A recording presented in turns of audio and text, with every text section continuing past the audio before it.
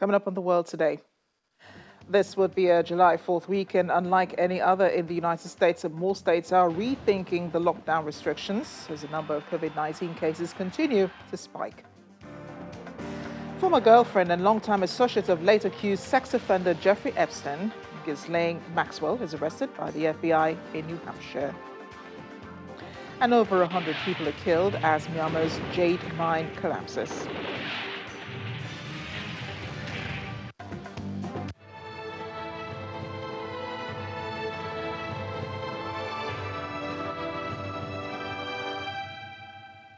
Thanks for joining us on the program. I'm Amarachi Ubani in Lagos. So much is going on right now in the United States as concerns the coronavirus. President Trump, we understand, wants to go ahead with an Independence Day celebration at Mount Rushmore in South Dakota on Friday, despite warnings from the public health officials and environmental and tribal leaders. This comes as the country, for a fifth time in a little more than a week, had another single-day record for positive cases of coronavirus.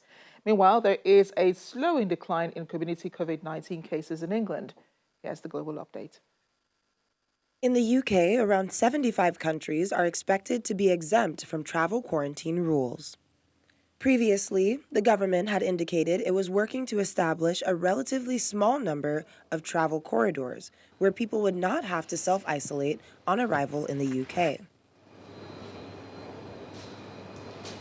Meanwhile, excitement grows while fear looms as England's pubs prepare for Super Saturday reopening. We're excited, obviously, but we're also somewhat worried. It's a new time to see financially how the pub will be viable. With social distancing in place, it's obviously a very different experience to come to the pub. In New Zealand, the country's health minister has resigned following heavy criticism of the government's response to coronavirus and his own breaches of lockdown rules. David Clark had already been demoted after breaking rules to take his family to the beach. He said continuing in his role was distracting from the government's overall response to the pandemic. The surge in cases in some southern U.S. states has led many other parts of the country to reconsider their plans to lift local lockdowns. Parts of southern Florida, meanwhile, are closing beaches to prevent large crowds from gathering on Independence Day, July 4th.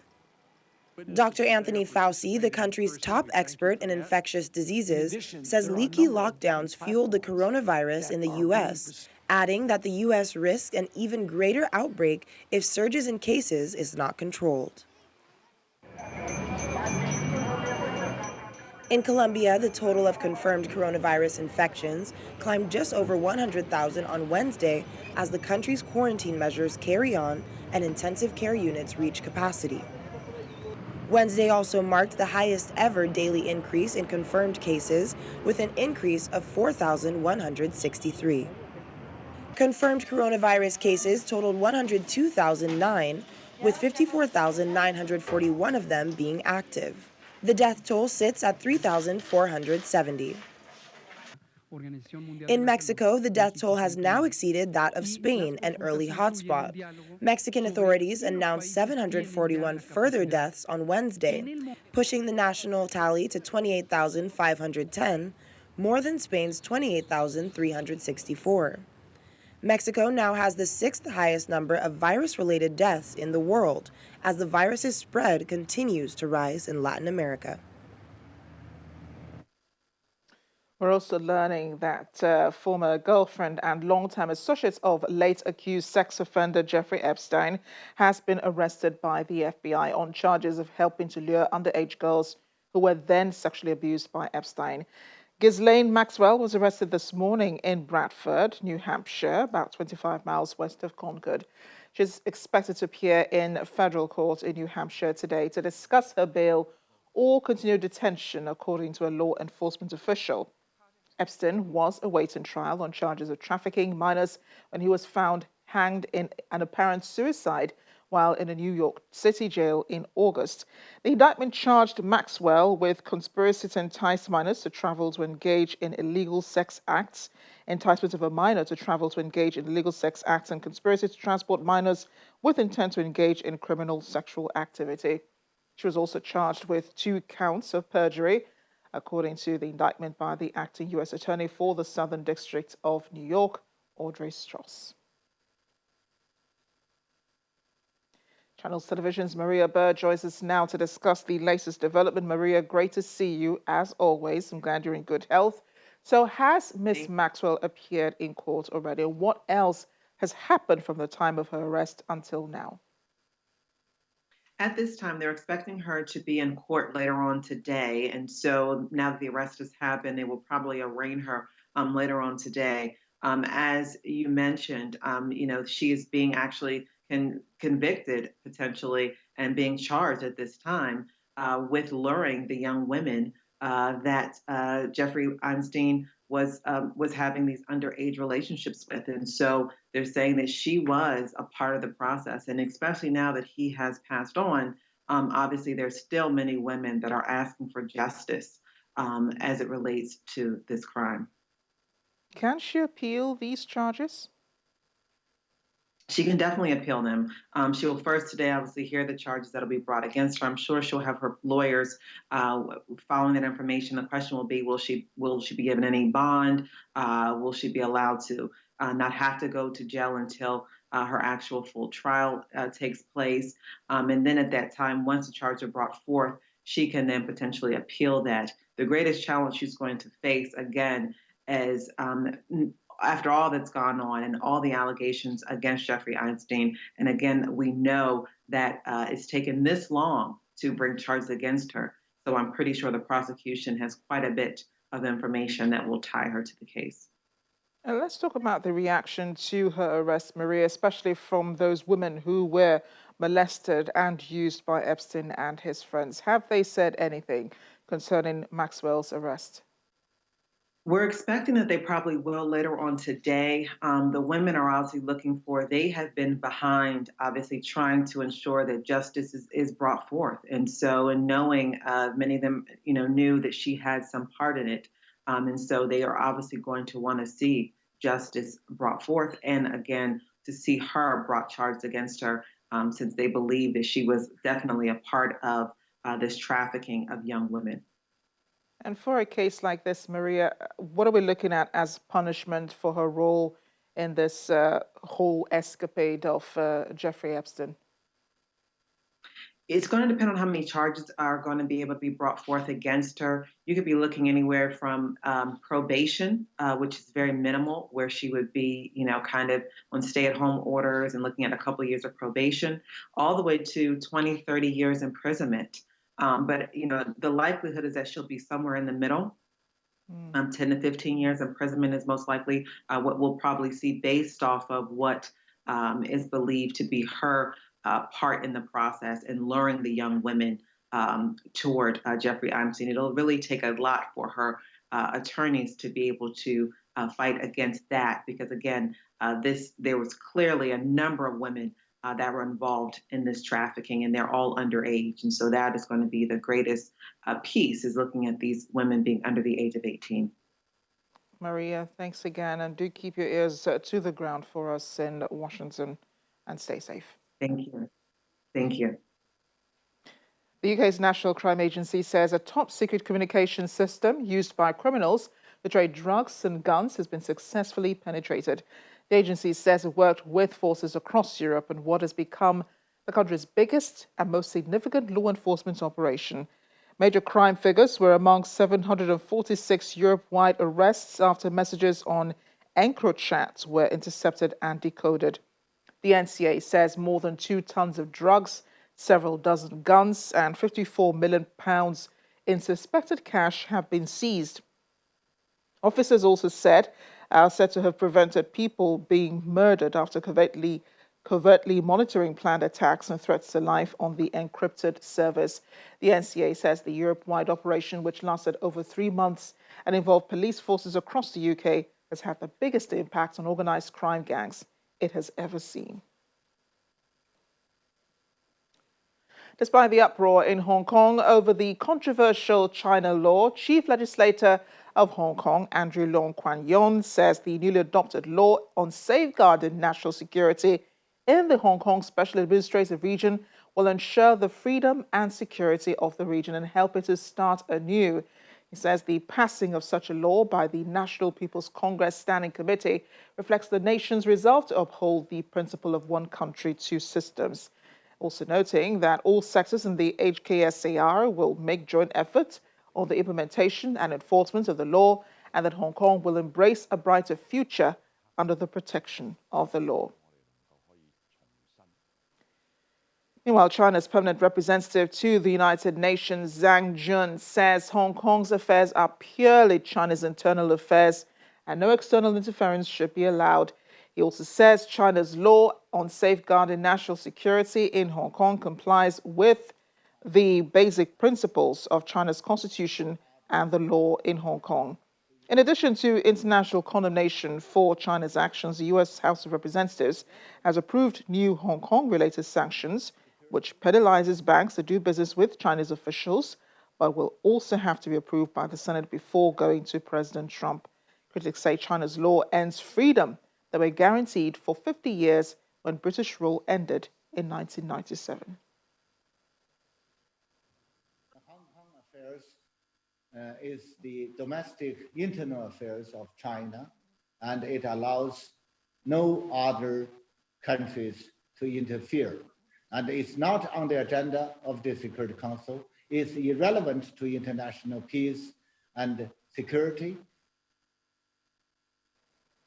The death toll has gone up in the landslide at the Jade mining site in northern Myanmar. Authorities say at least 162 people have lost their lives. Rescue work is continuing all day. People are still missing in the sited Hapnat area of Kachin State. Heavy rains have also continued and are probably hindering the efforts of the rescue workers. Myanmar is the world's biggest source of jade, but its mines have seen numerous accidents involving people who scavenge for stones. The number of fires in Brazil's Amazon rainforest rose 20% in June to a 13-year high for the month, according to government data. Researchers worried that it could signal a repeat of last year's surge in forest fires. Health experts also fear the smoke that often blankets the region during the dry season, causing respiratory problems could cause complications for COVID-19 patients. In June, Brazil's government space research agency, INPE, detected 2,248 fires in the Amazon rainforest, up from 1,880 in June 2019. Still, the burning pales when compared with the surge in fires seen last August, which sparked global outcry that Brazil was not doing enough to protect the world's largest rainforest.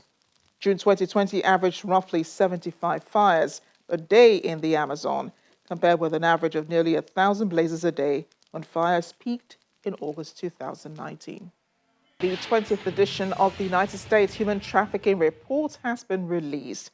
Human trafficking is denying nearly 25 million people their fundamental right to freedom, forcing them to live enslaved for their exploiters' profit. Since 2005, the TIP report has collected from governments anti-trafficking law enforcement data, which provide insight into trends over time. Their report says that in some cases, traffickers exploit women from Nigeria and China in sex trafficking, in massage parlors and brothels. Many Nigerian victims arrive in Austria as asylum seekers. Also on the list are Afghanistan, Iran, Cameroon, the Democratic Republic of Congo, Libya, and several others. One recommendation made in the report is to finalize the multilateral agreement with Togo and Nigeria to increase information sharing and cooperation on transnational trafficking investigations. Let's talk about this now. International affairs analyst Joanna LeBlanc joins us. She's in Washington. Joanna, great to see you and great to see that you're in good health.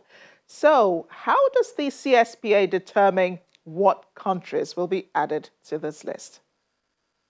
Well, first and foremost, thank you so much for having me on. And I'm happy to see that you're well, too. So again, 20 years ago, the United States Congress passed Human Trafficking Act, which mandated that the State Department releases an annual report around trafficked persons all over the world in order to, one, hold foreign governments accountable, two, to reinforce the ideals and norms of anti-trafficking, and three, to reinforce the U.S. government's commitment to protect the rights of some of society's most vulnerable. Again, so that's what the report is about. So in the case of Nigeria, Nigeria has been ranked a number three, a tier two rather, and the watch list because Nigeria has failed to comply with some of the most basic standards under this piece of legislation. And those standards are, one, to protect, to prevent, and to prosecute. The government has made some strides, but nonetheless, the government has fallen short. And in addition to that, the government has been placed on the child's protection list, where it shows that the Nigerian government is not protecting children from being recruited to go to war and with ISIS and also Boko Haram, and even within the Nigerian government itself, there are allegations that the government has used children. Well, I'm sure the government can argue this out, its presence on the list, but what does this mean being on the list for these 14 countries, and will there be restrictions that will now be imposed on them, in addition to the many others that the United States government has imposed already on some of these countries? Absolutely. Those restrictions include not the ability to not receive foreign assistance for your military. But however, what Nigeria can do is Nigeria can get an exemption through the executive branch. So that's why bilateral relations are so important. If Nigeria feels, though, the information that has been published is contrary to the reality on the ground, the Nigerian government can, one, appeal the report and ask that the State Department withdraw the published report and reconsider new information, new data, and also talk directly to the executive branch. In our case, will be the office of the presidency, right? So there are some steps that the Nigerian government can take to rectify this matter. And this goes into effect, Joanna, on October 1st, 2020, and then runs through the 2021 fiscal year. So apart from the measures you're mentioning, if improvements are made by these countries, by Nigeria, for example, can Nigeria be removed from this list prior to the set time frame? Absolutely. That's why I said earlier, Nigeria can provide, if Nigeria feels the information provided is released is contrary to the reality, Nigeria can appeal. And another point I would like to make is that before this report was published, it was not done unilaterally. It was done by collecting information from the Ministry of Labor, Ministry of Justice, the Ministry of Foreign Affairs. So a number of ministries were involved in providing data to the State Department. And unfortunately, the data that was provided does not conform to the reality, to the minimum standards that have been set forth under the legislation. So there are some steps that can be taken. And I think that oftentimes foreign governments don't speak on these matters. They allow these reports to stay the way they are. And one last point I would like to make, Amarachi, is that there are two government officials, rather, who have been implicated in this report, and this could have significant implications. They could be slapped under the Global Magnitsky Act, which what would happen is that their U.S. visas will be revoked, one, and two, if they have assets in the United States, those assets will be frozen. So this report has serious and significant implications, and the Nigerian government needs to do what is necessary to ensure that this matter is rectified. Joanna, thanks again for breaking it down for us, and do stay safe in Washington. Thank you, Amarachi. Kenyans are finding solution to the locust invasion that is threatening food security in East Africa. So scientists have been experimenting with creative ways to kill them, and that includes poisoning them, using perfume to lure them into cannibalism, and eating them. And locusts are usually controlled by spraying them with pesticides before they can fly. but the chemicals can damage other insects and the environment. Now, researchers have been pouring through 500 other fungi and microbes in their biobank in the hopes of discovering another way. So another way of killing them is by luring them into cannibalism before locusts can fly. They do have to do all of this. So disseminating adult smells among the young can help destroy swarms as locusts become disoriented and their group breaks into pieces, as leads them into cannibalizing each other. But here's another look at this. A lower tech but still environmentally friendly way of combating locusts is eating them. But if you go to some of those remote areas where the locust swarms are actually prevailing, a lot of people are eating them. So we think with this background, we think it's something to promote so that a lot more people should engage in this practice rather than shying away, thinking that it is a primitive man's food. We are pushing the air through the insects and then having them in adsorbent. And then from that adsorbent, we analyze them in a mass spectrometry to tell us the various composition of it. Once we're able to know that exactly this is how they smell based on the chemical composition, those chemical composition, we send them through the antenographic system, where the insect will tell us which among those compounds that they smell of they are kind of familiar with. And then once we detect which compound they're familiar with, we take it further for evaluation in terms of are they really an attractant or are they a repellent? So what we should look at for locust sandwiches and locust pizzas? I don't think so. But thanks for watching. I'm Amarachi Ubani. See you next time.